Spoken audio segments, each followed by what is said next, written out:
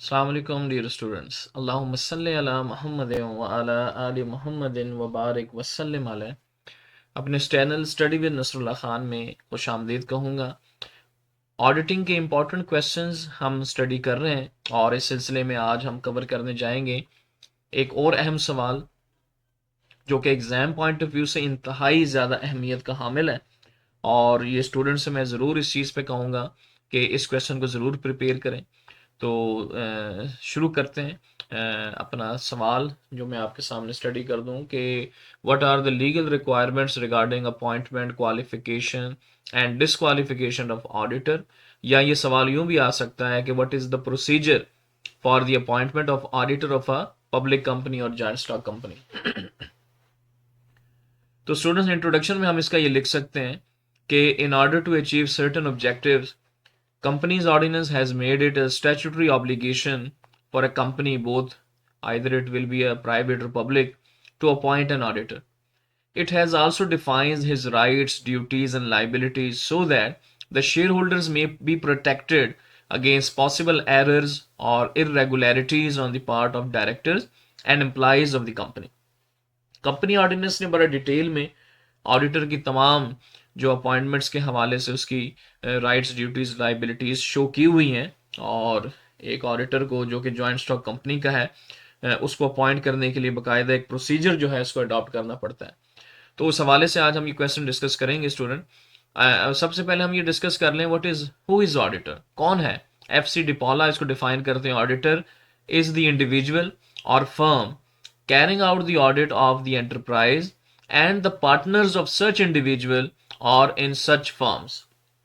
तो ये शख्स जो है जो एक ऑडिट के तमाम फ़राइज़ात सर अंजाम देता है, बुक्स ऑफ अकाउंट्स को वेरीफाई करता है और ट्रुथनेस ऑफ अकाउंट्स को बताता है, तो वो शख्स ऑडिटर कहलाता है। According to E.A. Martin, an auditor is a person appointed to examine the books of accounts and the accounts of registered company and to report upon them to company members।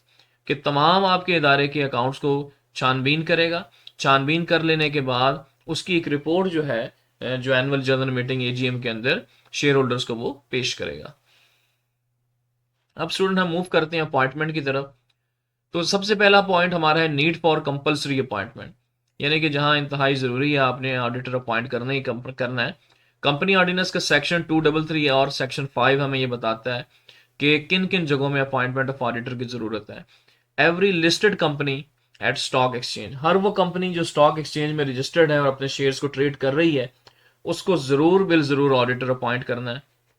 Number 2, every public company without keeping it's view, it's size और capital. हर public company, हमने उसका size और capital नहीं देखना। अगर वो public company है, government के कंट्रोल में है, तो वो ऑडिट करवाएगी। थर्ड, अगर वो प्राइवेट कंपनी है और वो सब्सिडरी है पब्लिक कंपनी की, तो मेजोरिटी शेयर्स उसमें, इसका मतलब कि पब्लिक कंपनी के पास हैं, तो वो अपना ऑडिटर को ज़रूर अपॉइंट करेगी।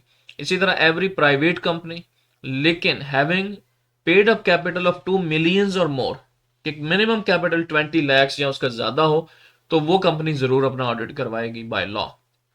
और annual audit with report to the members required by law. और ये जो एनुअल ऑडिट है इन तमाम कंपनी के लिए, वो ज़रूर अपनी रिपोर्ट बाकायदा अपने मेंबर्स यानी कि शेयर होल्डर्स को पेश करेंगे। तो ये तो स्टूडेंट हमने पढ़ लिया कि अपॉइंटमेंट ऑफ ऑडिटर कहाँ कहाँ ज़रूरी है।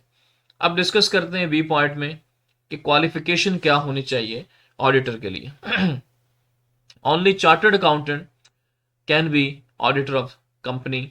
सेक्शन 254 सब सेक्शन 1 हमें ये डिफाइन कर रहा है कि कोई भी बंदा पाकिस्तान के अंदर किसी ने MBA M.Com वगैरह किया है, he will not be regarded as auditor. आपको ऑडिटर कहलाने के लिए एक शर्त है, if you are a CA pass, या अभी आगे हम पढ़ते हैं कि the above section requires that only a person who is a chartered accountant within the meaning of chartered accountant ordinance 1961 can be appointed as an auditor of the company. और आगे इसी तरह कि आप इसकी एक फर्म को भी अपॉइंट कर सकते हैं, यानी कि एक सिंगल पर्सन ना भी हो, एक फर्म को भी किया जा सकता है। तो सेक्शन 254 सब सेक्शन 2 ये डिफाइन कर रहा है where all the partners of a firm of chartered accountant are practicing in Pakistan can be appointed auditors in their firm name. अपनी फर्म के नाम के ऊपर, जिस तरह पाकिस्तान में इस वक्त फर्गॉसन एक कंपनी है, बड़ी ऑडिट फर्म है, बड़ी अच्छी काम करती है, तो उसका बड़ा नाम है। तो चूंकि वो एक पूरी फर्म है तो एक ऑडिट फर्म भी अपॉइंट की जा सकती है। थर्ड पे appointment of company as an auditor, ये पॉसिबल नहीं है।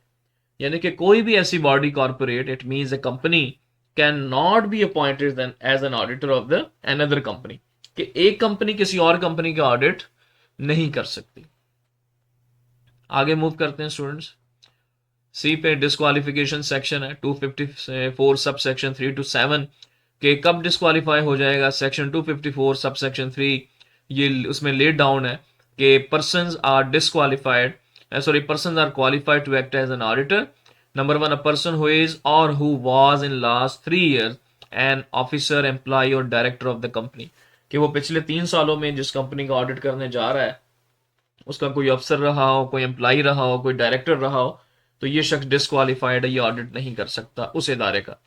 अ person who is a partner of above person in another business, तो जिस इदारे का आप ऑडिट कर रहे हैं, आप उस शख्स का किसी और बिजनेस में पार्टनर है, आप उसका ऑडिट नहीं कर सकते उसके इदारे का। द स्पाउस यानी कि हस्बैंड और wife of a director of a company, कि अगर हस्बैंड कंपनी का डायरेक्टर और बीवी उसकी ऑडिटर है तो वो अपने हस्बैंड की कंपनी का ऑडिट नहीं कर सकती। इसी तरह अ person who is a debtor of the company, जो कंपनी का डेटर है, मकरूज है, जिसने कंपनी के पैसे अदा करने हैं, वो भी कंपनी का ऑडिटर नहीं बन सकता। फिर इसी तरह disqualified for subsidiary company section 254 subsection 4 और disqualified after appointment section 254 subsection 5, कि अपॉइंटमेंट के बाद भी डिस्क्वालिफिकेशन हो सकती है ऊपर वाले किसी भी पॉइंट्स की बिना पे। तो डिस्क्वालिफाइड टू बी फाइंड, जो डिस्क्वालिफाइड पर्सन है उसको जुर्माना किया जाए 5,000 रुपए और उसको रिमूव कर दिया जाएगा। कॉर्पोरेट लॉ अथॉरिटी सेक्शन 354 सब सेक्शन 6 हमें ये गाइड कर रहा है।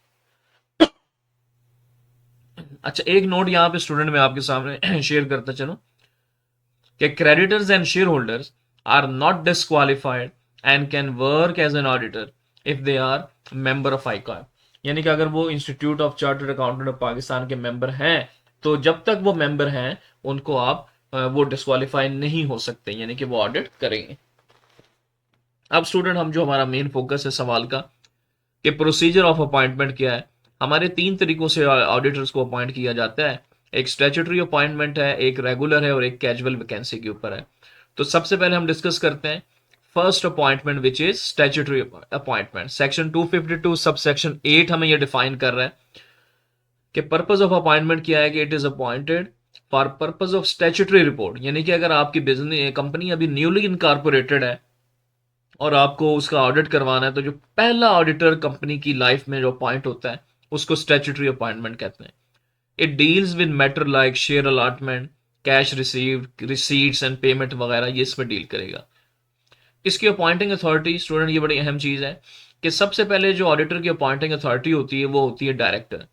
For a newly incorporated company, first auditors are appointed by directors before a statutory meeting within 60 days of incorporation, कि जब कंपनी शुरू हो तो within 60 days, it means 2 months के अंदर ऑडिटर अपॉइंट करना है डायरेक्टर्स ने। इन केस ऑफ फेलियर, कि डायरेक्टर साहब इनको अपॉइंट ना कर सके, तो next 60 days goes to the share holder, क्या वो शेयर होल्डर इस डायरेक्टर को, ऑडिटर को अपॉइंट करेंगे। और इन केस अगर शेयर होल्डर भी फेल हो जाते हैं तो it goes, the power goes on to the security exchange commission of Pakistan if the company in general meeting does not appoint the first auditor within 120 days. 120 days इस तरह के 60 days directors के और 60 days आपके share holders के, ये fail हो गए तो 120 डेज हो गए, तो अगले 30 डेज के अंदर, इट मीन्स अगले जो 5वां महीना होगा, इसमें security exchange commission of Pakistan bill जरूर एक ऑडिटर उस कंपनी के ऑडिट के लिए खुद भेज दे। इसी तरह स्टूडेंट्स, पीरियड ऑफ अपॉइंटमेंट क्या होता है। ऑडिटर और auditors so appointed share hold office until conclusion of the first annual general meeting, तो जब तक आपकी annual general meeting AGM conduct ना हो जाए तो ये ऑडिटर जो है तब तक अपॉइंट रहता है। अब स्टूडेंट हम आगे चलते हैं। सबसीक्वेंट अपॉइंटमेंट, सबसीक्वेंट से मुराद ये स्टैट्यूटरी नहीं है, इट मींस कंपनी के ये पहला साल नहीं है, ये कंपनी रेगुलर अपना बिजनेस करती चली आ रही है। तो सेक्शन 252 सब सेक्शन 1 डिफाइन करता है every company shall at each annual general meeting appoint an auditor or auditors to hold office from conclusion of that meeting until the conclusion of the next annual general meeting। यानी कि इस एक meeting से अगली meeting तक एक साल का जो अरसा होता है दौरानिया, उसके लिए एक ऑडिटर अपॉइंट किया जा सकता है। और इसके दो तरीके हैं, एक रीअपॉइंटमेंट होती है यानी कि पिछले ऑडिटर को कंटिन्यू करवाएं, एक होती है फ्रेश अपॉइंटमेंट। अगर हम रीअपॉइंटमेंट की तरफ जाते हैं, सेक्शन 252 सब सेक्शन 1, जो रिटायरिंग ऑडिटर है कैन बी रीअपॉइंटेड। इसके लिए जो शराइत होंगी कि retiring auditor can be reappointed unless he is disqualified, यानी कि कब तक आप उसको रीअपॉइंट कर सकते हैं, जब तक वो डिस्क्वालीफाई नहीं हो जाता। और एक रेजोल्यूशन आप पास कर दें इस मीटिंग के अंदर कि appointing somebody else instead of him, यानी कि जो पार्टनर पहले, जो ऑडिटर पहले से मौजूद है, अगर आप उसको कंटिन्यू नहीं करवाना चाहते तो एनुअल जनरल मीटिंग के अंदर एक रेजोल्यूशन पास की जाएगी बाय द शेयर होल्डर्स, और उसके बाद वोटिंग होगी नए ऑडिटर के लिए और उसको अपॉइंट कर दिया जाएगा। He has given a company notice in writing of his willingness, या ऐसा हो सकता है जो पहले वाला ऑडिटर है वो अगर अपनी विलिंगनेस खुद शो कर दे कि मैं मजीद कंटिन्यू नहीं कर सकता एज एन ऑडिटर, तो उसकी जगह नया ऑडिटर तब भी अपॉइंट किया जा सकता है। या अगर वो अपनी विलिंगनेस शो कर दे कि मैं ही अपॉइंट होना चाहता हूं दोबारा अगले साल के लिए भी, तो भी उसको अपॉइंट एनुअल जनरल मीटिंग में किया जा सकता है। अच्छा स्टूडेंट, अब इसका प्रोसेस क्या होगा कि he will be reappointed number 1 annual general meeting में, और नंबर 2 शेयर होल्डर करेंगे एक ऑर्डिनरी रेजोल्यूशन पास करके। ये तो हो गया रीअपॉइंटमेंट।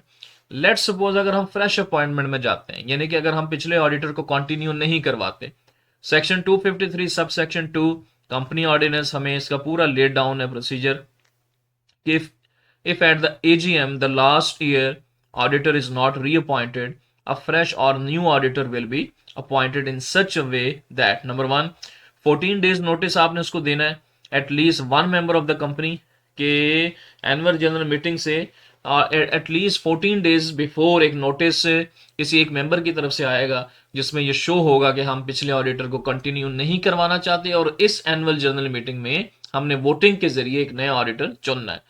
फिर उसके बाद 7 डेज नोटिस आपने देना है ऑल मेंबर्स को इंक्लूडिंग द रिटायरिंग ऑडिटर, कि उसको भी देना है कि आपको इस साल हम कंटिन्यू नहीं करवाएंगे। Number 3, in case of a listed company, ये जो नोटिस है कम अज कम एक इंग्लिश अखबार और एक उर्दू अखबार में जरूर छपना चाहिए, इसका नोटिस आना चाहिए। Number 4, the new auditor is appointed through ordinary resolution at AGM, के एनुअल जनरल मीटिंग के अंदर बाकायदा शेयर होल्डर्स की तरफ से एक रेजोल्यूशन पास हो और फिर जो है इसकी वोटिंग शुरू की जाए।